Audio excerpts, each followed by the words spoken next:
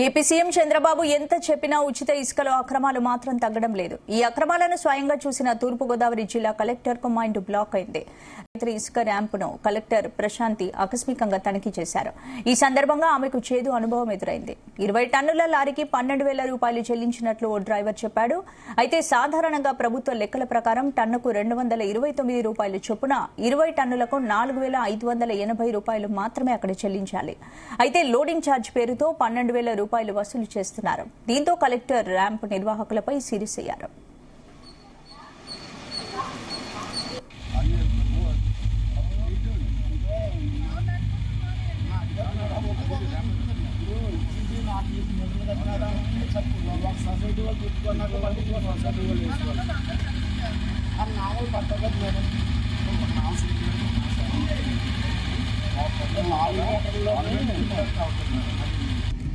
ఈ రెండు ఎవరైనా వినకపోతే ఈ రెండు కంట్రోల్ రూమ్ మీరు ఐడెంటిటీ లేకుండా మీరు కంప్లైంట్ చేయవచ్చు. ఒకసారి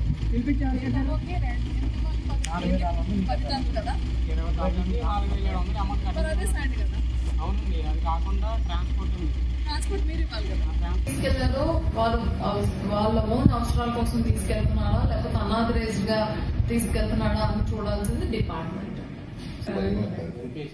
ఇదే అంశానికి సంబంధించి పూర్తి అప్డేట్స్ మా ప్రతినిధి ప్రసాద్ అందిస్తారు. ప్రసాద్, స్పందన, ఏదైతే ఏపీ ప్రభుత్వం ఎంతగా ప్రయత్నించినప్పటికీ ఉచిత ఇసుక విధానంలో దోపిడీని కావచ్చు, లేదంటే అధిక రేట్లు కానీ ఏదైతే నివారించడం అనేది ఛాలెంజ్ గా మారిందని చెప్పుకోవచ్చు. ఎందుకంటే ముఖ్యంగా తూర్పుగోదావరి జిల్లా వరకు చూస్తే కనుక ఇక్కడ ఏపీలోనే అత్యధికంగా ర్యాంపులున్న ఇసుక ర్యాంపులున్న జిల్లా. ఇటు తూర్పుగోదావరి జిల్లాను, అది గోదావరికి రెండు వైపులా కూడా ఈ ఇసుక పెద్ద ఎత్తున ఇప్పుడు ప్రస్తుతం ఉచిత ఇసుక పేరుతో పెద్ద ఎత్తున ఇసుక ధరలు వెళ్తుంది నది నుంచి.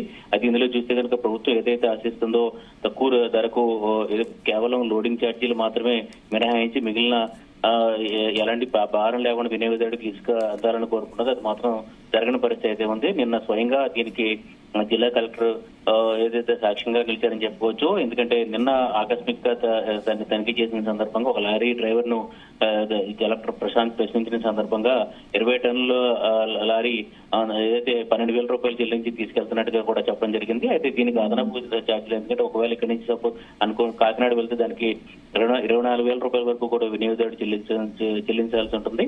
అయితే ప్రభుత్వం చెప్పిన ప్రకారం ఏదైతే ప్రభుత్వం నిర్ణయించిన రేటు ప్రకారం దాదాపు 7,000 రూపాయలు అదనంగా వసూలు చేసినట్లుగా వెల్లడైంది. ఇందులో చూస్తే కనుక ఏదైతే కేవలం సిల్టింగ్ తవ్వకాలకు సంబంధించిన ఛార్జీలు మినహాయిస్తే మిగిలిన ఏదైతే అమౌంట్ ఏదైతే లోడింగ్ ఛార్జీ ఉంటుందో అది అత్యధికంగా వసూలు చేస్తున్నట్టుగా కూడా కలెక్టర్ గుర్తించడం జరిగింది. ఈ సందర్భంగానే ఒక లారీ డ్రైవర్ కూడా ఒక ఆసక్తికరమైన వ్యాఖ్యలు చేశారని చెప్పుకోవచ్చు.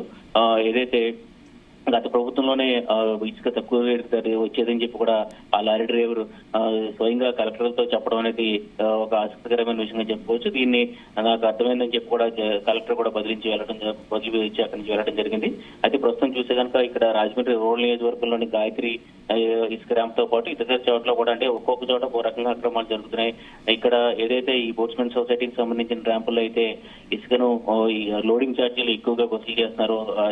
అదేవిధంగా మిగిలిన కొన్ని చోట్ల అయితే ఇష్టానుసారం నది నుంచి ముఖ్యంగా రాజమండ్రి రూరల్ నియోజకవర్గంలోని కాతేరుతో పాటు ఇతర చోట్ల కూడా అటు కొవ్వూరు వైపు కూడా పెద్ద ఎత్తున ఈ డ్రెడ్జింగ్ ద్వారా ఈ ఇసుకను అక్రమంగా కొల్లగొడుతున్న పరిస్థితి అయితే ఉంది. ప్రభుత్వం ఏదైతే ట్రాక్టర్ల ద్వారా ఉచితంగా ఇసుక తీసుకెళ్లొచ్చు అని చెప్పి కూడా ఎడ్ల బళ్ళ ద్వారా తీసుకెళ్లొచ్చు అని చెప్పి కూడా వెసులుబాటు కల్పించిందో దాన్ని కూడా కొంతమంది అక్రమార్కులు ఏదైతే దుర్వినియోగం చేసిన పరిస్థితి అయితే ఉంది. ఈ నేపథ్యంలో అధికారి యంత్రాంగం కూడా పటిష్టమైన చర్యలు చేపడుతున్నారు. ప్రతిరోజు దాదాపు 2 రోజులకు ఒకసారి జిల్లా కలెక్టర్తో పాటు జాయింట్ కలెక్టర్ వీళ్ళంతా కూడా తనిఖీలు చేపడుతున్నారు. అయినప్పటికీ కూడా అక్రమాలకు మాత్రం ఇలాగే కొన్ని చోట్ల కొనసాగుతున్న పరిస్థితి అయితే ఉంది. మొత్తం మీద దీని ప్రభుత్వం ఎలాగా దీనికి సంబంధించి దిద్దుబాటు చర్యలు చేస్తుందో చూడాల్సి ఉంది. ప్రస్తుతానికి అయితే మాత్రం ఒక్కొక్క రూపంలో ఒక రకంగా ఈ అక్రమార్కులు ఎలాగా ఉచిత తీసుకులో అధిక రేట్లు వసూలు చేస్తున్న నేపథ్యంలో వినియోగదారులకు అయితే దీనికి సంబంధించిన ముఖ్యంగా ఇసుక తక్కువ రేటు లభిస్తే భవన నిర్మాణ రంగం పొందుకుంటుంది. అదేవిధంగా ఏదైతే కార్మికులకు పని జరుగుతుందో ముఖ్యంగా ఈ ఇసుకను బడా రియల్ ఎస్టేట్ సంబంధించిన బిల్డర్స్ కూడా వినియోగించుకుంటున్న నేపథ్యంలో వినియోగదారులకు తక్కువ రేటుకి ఏదైతే ఈ అపార్ట్మెంట్స్ కావచ్చు ఇళ్లు కానీ నిర్మాణం కూడా లభించే అవకాశం అవకాశం అయితే ఉంది. అది మొత్తం ఈ ప్రభుత్వ లక్ష్యం ఏదైతే ఉందో దానికి పూర్తిగా గండి పెడుతూ ఇక్కడ ఈ ఇసుక మాఫియా కావచ్చు, ఇసుక అక్రమార్కులు కావచ్చు ఇక్కడ పాతుకుపోయి, అయితే ఇది చూస్తే కనుక ఇది ఇప్పుడు వచ్చిందే కాదు, గత నుంచి కూడా ఇసుక మాఫియా కొనసాగుతుంది. గత ప్రభుత్వంలో ఒకలాగా ఇసుక మాఫియా కొనసాగింది. ఇప్పుడు ప్రస్తుతం ఈ ప్రభుత్వంలో కూడా అధికార పార్టీ నాయకుల అండతోనే ఇసుక అక్రమార్కులు కూడా చెలరైపోతున్నారని కూడా అర్థమవుతున్న పరిస్థితి అయితే ఉంది. మొత్తం మీద అయితే తూర్పుగోదావరి జిల్లాలో జరిగిన ఈ ఉదంతానికి సంబంధించి చూస్తే కనుక స్వయంగా కలెక్టరే ఈ అధిక ఛార్జీలు వసూలు చేస్తానని చెప్పి కూడా స్వయంగా ఆమె సమక్షంలోనే గుర్తించిన నేపథ్యంలో వ్యవహారం కూడా సంచలనంగా మారిందని చెప్పుకోవచ్చు. అంటే ప్రసాద్, ఇప్పుడు ఉచిత ఇసుక విధానంలో ఆంధ్రప్రదేశ్ ప్రభుత్వం నిర్ణయం తీసుకుంది కదా, సీవరేజ్ ఛార్జీని రద్దు చేస్తూ నిర్ణయించింది. అయినా సరే ఇంకా వేలు దోచేస్తున్నారు, ఇంకా ఆగడం లేదు. మరి ఏంటి ఇప్పుడు కలెక్టర్కి కూడా ఇలాంటి చేదు అనుభవం ఎదురైంది కాబట్టి ఎలాంటి చర్యలు తీసుకునే అవకాశం ఉంది? అప్పటికప్పుడు జిల్లా కలెక్టర్ ప్రశాంతి కూడా కాసేపు అక్కడ ఇసుక ర్యాంపును కూడా నిలిపివేయడం జరిగింది, ఆపివేయడం జరిగింది. తర్వాత చూస్తే కనుక అక్కడ ఏర్పాటు చేసిన ఫ్లెక్సీలకు సంబంధించి చూస్తే జిల్లా ప్రజలు కూడా స్వయంగా అక్కడికి వచ్చి వినియోగదారులు కావచ్చు, లారీల సంబంధించిన వీరు కావచ్చు, వీరందరికీ కూడా స్వయంగా చెప్పడం జరిగింది. ఇంతకు మించి ఛార్జీలు చెల్లించొద్దని చెప్పి కూడా చెప్పడం జరిగింది. అయితే ఇది ఎంతవరకు ఆచరణలోకి, ఎందుకంటే ముందు నుంచి కూడా ప్రతిసారి కూడా ప్రచారం చేస్తున్నారు, ఏదైతే ఎక్కువ రేట్లు వసూలు చేయకూడదని చెప్పి కూడా ప్రచారం అవగాహన కూడా కల్పిస్తున్నారు. అయినప్పటికీ కూడా ఇలాగా ఒక్కొక్క విధానంగా ఇలాగా అక్రమార్కులు చేస్తున్నారు పరిస్థితి. ప్రస్తుతం నిన్న జిల్లా కలెక్టర్ గుర్తించినప్పుడు దగ్గర లోడింగ్ ఛార్జీలు వసూలు చేస్తున్నారు. అంటే వాస్తవానికి చూస్తే కనుక 4,540 రూపాయలు మాత్రమే ఇక్కడ నిన్న జిల్లా కలెక్టర్ ఏదైతే తనిఖీలు చేసిన సందర్భంగా వెల్లడైన ఈ లారీ నుంచి వసూలు చేయాల్సి ఉంది. దానికి 7,000 రూపాయలు అధికంగా వసూలు చేస్తారంటే దాన్ని బట్టి అర్థం చేసుకోవచ్చు. ఒకవేళ లోడింగ్ ఛార్జీలు ఉన్నప్పటికీ కూడా, అంటే దీనికి సంబంధించి కొంతమందితో మనం మాట్లాడినప్పుడు కూడా ఒకవేళ లోడింగ్ ఛార్జీలు ఉన్నప్పటికీ కూడా అంతకి అత్యధికంగా వసూలు చేస్తున్నారు, అదే దోపిడీ చేస్తున్నారని చెప్పి కూడా అర్థమవుతుంది. ఎందుకంటే కొంతవరకు లోడింగ్ ఛార్జీలు ఉంటాయి, ఒకవేళ నిజంగా జేసీబీలు వాడినా లేదంటే కూలీలు వాడినా కూడా కొంతవరకు కూడా లోడింగ్ ఛార్జీలు ఉండే అవకాశం ఉంటుంది కాదు.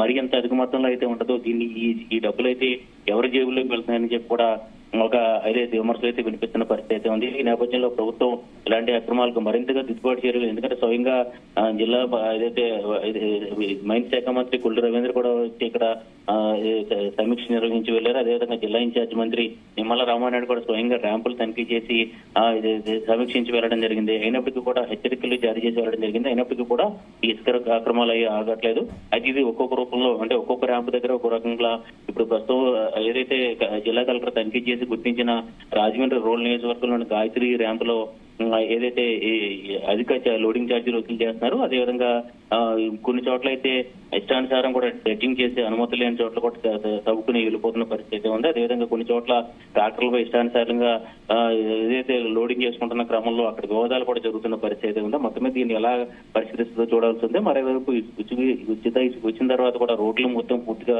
చిత్రమవుతున్నాయి. భారీ వాహనాలు కూడా పెద్ద ఎత్తున ఏదైతే రోడ్లపై తిరుగుతున్న పరిస్థితి ఉంది. దీన్ని ఒక్కొక్క ప్రభుత్వం ఆశించిన లక్ష్యం అయితే పూర్తిగా నెరవేరట్లేదని చెప్పి కూడా ఇక్కడ అర్థమవుతున్న పరిస్థితి ఉంది.